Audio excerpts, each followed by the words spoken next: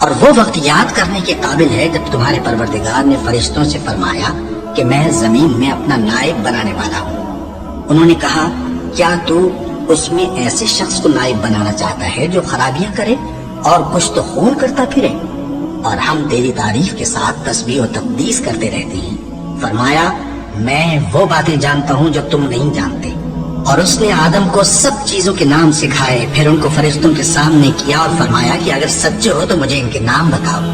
انہوں نے کہا تو پاک ہے، جتنا علم تو نے ہمیں بخشا ہے اس کے سوا ہمیں کچھ معلوم نہیں، بے شک تو دانا ہے، حکمت والا ہے۔ تب اللہ نے آدم کو حکم دیا کہ آدم تم ان کو ان چیزوں کے نام بتاؤ۔ سو جب انہوں نے ان کو ان کے نام بتائے تو فرشتوں سے فرمایا کیا میں نے تم سے نہیں کہا تھا کہ میں آسمانوں اور زمین کی سب پوشیدہ باتیں جانتا ہوں، اور جو تم ظاہر کرتے ہو اور جو پوشیدہ کرتے ہو سب مجھ کو معلوم ہے۔ اور جب ہم نے فرشتوں کو حکم دیا کہ آدم کے آگے سجدہ کرو تو وہ سب سجدے میں گر پڑے، مگر شیطان نے انکار کیا اور غرور میں آ کر کافر بن گیا۔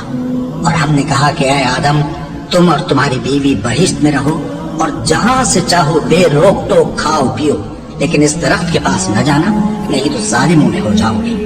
پھر شیطان نے دونوں کو اس درخت کے بارے میں پھسلا دیا اور جس عیش و نشاط میں تھے اس سے ان کو نکلوا دیا۔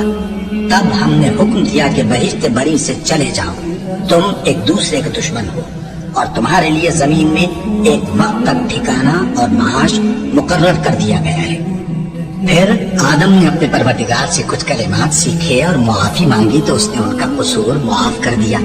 بے شک وہ معاف کرنے والا ہے، بڑا مہربان ہے۔